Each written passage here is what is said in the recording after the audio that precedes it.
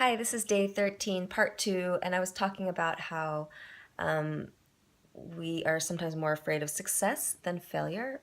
We're actually afraid of getting what we want because we don't feel like we deserve it, or it can mean that we actually have to show up fully. Like, maybe you want this great job and then you get it, and it's like, oh, wait, that would mean I can't party the way I used to, or, you know, um, I actually have to really work hard and show up. So that's what I realized for me. It's like there was a part of me that was denying that what I wanted actually was here because I was thinking, oh, I'm not consciously, but there was a part of me that was afraid because that means. So when you commit to your desire, when you allow yourself to really fully have something, that means you're committing to yourself. And what that means is you got to be like fully present. You can't be avoiding parts of yourself or denying who you really are anymore. And yeah, I'm ready. Like, so today, on this day, I claim the attainment of my desire. Um, yeah, and I just on this first day of spring, right? This like moment of this balance between dark and night, and between this balance and tension between desire and fulfillment. It's like I really I invite and hope for all of us that um, we fully receive the creations that we make with our desires. I mean, as soon as we desire something, we are actually creating it, and sometimes it takes a while to manifest in form, but it's there. And so when it comes, to receive it fully as our creation, and especially with the ones we maybe don't like, like, to take responsibility. And because as soon as you take responsibility that the creations are yours, then you can make the next creation with with ease, without any resistance, like, okay, I don't like this, cool, make something else. Whereas if you're like, oh my god, this is happening to me, like, how could this be, what's wrong with me, then that experience lingers or repeats itself. um hmm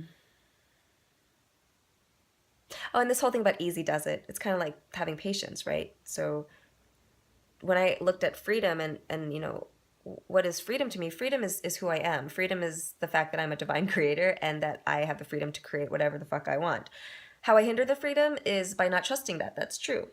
By, not being happy when certain things happen, or if they don't happen fast enough, and then suddenly being like, what's wrong? Something's not working. And that is the energy that um, makes things take a longer time to manifest. And of course that energy is also my creation. So um oh, and I want to speak about this oscillation. So what I notice in myself is so it's like I have what I want, or I'm in the new vibration or the new story, and then there's this in between period where before you've fully stepped into the new story, or fully kind of like taken on the new belief system, you for me, I oscillate and I kind of go back to the old story. Or there's a part of me that's like, doesn't trust it. Like, oh, I have this thing and it's great. No, you don't. You couldn't possibly have this thing. Like, that's not real. That's fake. Or you're deluding yourself, and you go back and forth. And I just want you to just want to remind you that if you're going through that um, that's okay. You're not going backwards. Sometimes it can feel like we're going backwards, like we actually feel worse and more in darkness than we did before we were kind of close to this light thing. The whole thing where it's darkest before the dawn, I guess, is a good way to think of it. But that you will go back and forth probably, and that is just like an oscillation. Like you're kind of like vibrating and feeling things out, kind of going back to what's comfortable to you. Um, like, yeah, it's like you're in the middle of this in the ocean, and you see the shore behind you, and you're kind of like, I'm not sure if I can make it to this other place, and you're in this in between place, and you kind of want to go back, but you you actually can't. You can't go back. So just know that you're not going backwards, and just allow yourself to have that kind of maybe confused time. Like I had this dream last night that I was sleeping in the same apartment as my ex-boyfriend, and I didn't. We weren't in the same bed, and we knew we were separate, but we were just in the same space. And so I left the space, and I was kind of wondering, like, why am I still sharing a space with him? And then when I realized that there was no reason to be doing that, I was like, I'm going to go back and get my stuff so I can move to a new place.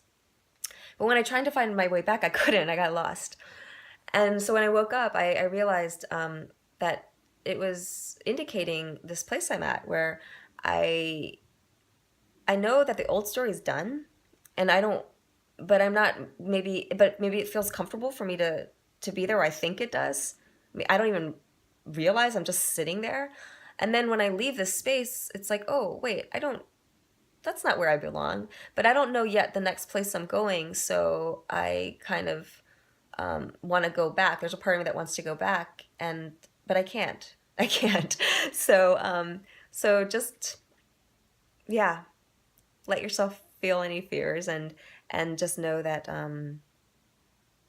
there's no way to devolve. I mean, sometimes like I think we go in spirals, so it kind of feels like we're revisiting the same theme, but you're never going backwards. I'm just saying that because I feel like that a lot. Like, don't I know this yet? How many times do I have to learn this lesson? But I trust that um, that there are layers, and I'm going deeper and deeper every time. Um, Oh, okay. So now I really want to share this beautiful, beautiful thing with you. It's by Sylvia Plath. And when I first read this, yeah, if you're anything like me and you sometimes feel like freedom is a burden, like there's just too many possibilities, and how can you possibly pick the best one? And if you do pick one, that means the death of everything else, and that sucks because you want to do everything. Yeah, then you will relate to this. I'm going to read it, or I'm going to paraphrase actually, but yeah. So I saw my life branching out before me like a green fig tree, and from the tip of every branch, like a fat purple fig, a wonderful future beckoned and winked. On one fig was a happy husband and a home and children. On another fig was me as this famous poet, and on another fig was this me as this brilliant professor. And on another fig was traveling around Europe and Africa and South America. And yet on another fig was Constantine and Socrates and a pack of other lovers with queer names and offbeat professions. I really related to that. And beyond and above these figs were many more figs that I couldn't even quite make out. And I saw myself sitting on the crotch of this fig tree, starving to death, just because I couldn't make up my mind which of the figs I would choose. I wanted each and every one of them, but choosing one meant losing all the rest. And as I sat there, unable to decide, the figs began to wrinkle and go black, and one by one, they plopped to the ground at my feet. Yeah, right? So don't let yourself get paralyzed. Choose boldly. Like for me, making this, like accepting this desire that I've wanted, what it means is it means the death of the part of me that is used to longing for this desire and searching for it and, experimenting and doing all these things. It's been my identity for so long to be searching or, doing everything I can to attain this desire that it's like, oh, I already have what I want. So now what? So saying goodbye to that person that's sitting there starving, but like kind of making it passing the time in an interesting way by like looking at all the possibilities. Like that person is gone and now I'm the person who's gonna like eat the fruit and let the juice run down my mouth. And yeah, maybe sometimes I'll look at the tree and be like, oh, wonder if that fig would taste better. But I really don't think so. What I actually think is when I'm full from this fruit that I've allowed myself to eat, I'll just get up and find a totally different tree or a fucking mountain, and I won't even think about all those other possibilities, because it's like when you open one door, there's an infinite amount of other possibilities that you couldn't see before you actually walk through that first door. And that's how I've been limiting my freedom. It's like by trying to maintain the illusion of freedom that comes with having all of these choices and not making a decision, you actually end up losing the freedom to be fully present and discover who you are by committing and saying yes. Um, yes.